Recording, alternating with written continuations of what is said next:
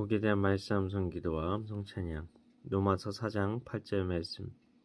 주께서 그 죄를 인정하지 아니하실 사람은 복이 있도다 함과 같으니라. 주께서 그 죄를 인정하지 아니하실 사람은 복이 있도다 함과 같으니라.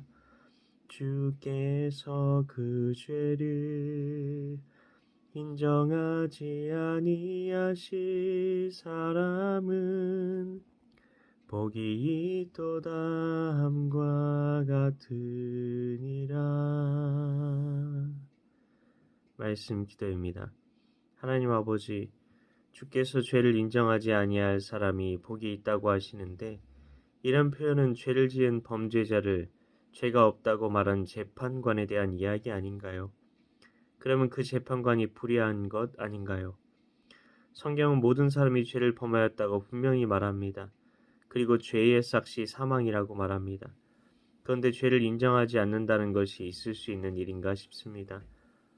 낯을 보아주거나 자기에게 무언가 바치거나 하는 사람은 죄가 있어도 죄가 없게 해주는 재판관이 어떻게 의로운 재판관이 될 수 있는지에 대한 의문이 생깁니다. 당연한 겁니다. 죄를 지은 사람은 그 죄목대로 심판을 받는 게 공의로운 사회이며 그런 재판을 하는 것이 재판관의 본분인 것입니다. 재판이 불의하다면 그런 재판에 대해 어느 누구도 수긍하려 하지 않을 겁니다. 우리의 죄목으로는 사형일 수밖에 없습니다. 내가 무슨 죄를 지었나 싶습니다. 이것을 알려면 예수님이 누구인지를 알 수 있어야 합니다. 예수님은 하나님이십니다. 어떻게 우리와 똑같은 사람처럼 보이는 예수님을 하나님으로 믿을 수 있습니까? 부활하셨기 때문입니다. 그래서 로마서 1장에서는 성결의 영으로 부활하사 능력으로 하나님의 아들로 선포되셨으니라고 말씀하는 겁니다. 부활의 능력은 예수님이 하나님의 아들이심을 선언하는 것입니다. 예수님께서 성경이 참이라고 말씀하셨습니다. 누가 하는 말의 권위와 신빙성을 알려면 그 말을 하는 사람이 어떤 사람인지 보면 됩니다. 그런데 예수님은 부활을 통해 자신이 하나님이심을 입증하셨습니다. 그러니 성경은 참인 겁니다. 이 성경에 자신을 비춰볼수록 우리는 존재적인 죄인, 뼛속까지 죄인임을 고백할 수밖에 없습니다. 내가 얼마나 죄와 나를 분리할 수 없는 죄의 노예로 살았는지를, 내 마음이 죄로 기우는 성향인지를 말씀에 비추어 보아야만 알 수 있다는 겁니다. 이런 내가 어떻게 거룩하시고 영광스러운 천국에 들어갈 수 있을까? 하나님의 법을, 통치를, 다스림을, 주권을 자원함으로 받아들일 수 있을까 하는 것이 우리가 던져야 할 마땅한 질문인 겁니다. 분명 우리에 대해 무죄 선언하시기는 해야겠는데 죄가 있는 게 확실합니다.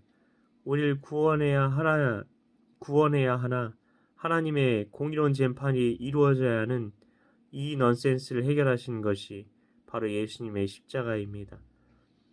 하나님의 공의로운 심판이 하나님의 아들 예수님께 다 집행되었습니다. 우리의 죄값을 대신 갚으시려고 예수님께서 죽으셨습니다. 내 죄값이 이미 지불된 겁니다. 선물은 이미 값이 지불된 겁니다. 누군가 이미 값을 지불했기에 더 이상 값을 낼 필요가 없습니다. 너희는 그 은혜에 의하여 믿음으로 구원을 받았으니 이것은 너희에게서 난 것이 아니요 하나님의 선물이라. 행위에서 난 것이 아니니 이는 누구든지 자랑하지 못하게 함이라 말씀하셨습니다. 우리를 구원하시려는 하나님의 사랑과 하나님의 공의가 하나가 된 놀라운 기적이 십자가에서 있었고, 가장 높은 곳에 계시고 전능하시고 전지하시고 영광스러우신 예수님께서 이 때문에 죄인인 사람의 몸을 입고 이 세상에 오신 겁니다. 하나의 세포로 착상이 되셔서요. 하나님 아버지, 우리를 구원하시기 위해 우리의 죄를 인정하지 않으시려고 예수님께서 선택하신 길은 낮아짐의 길이었습니다.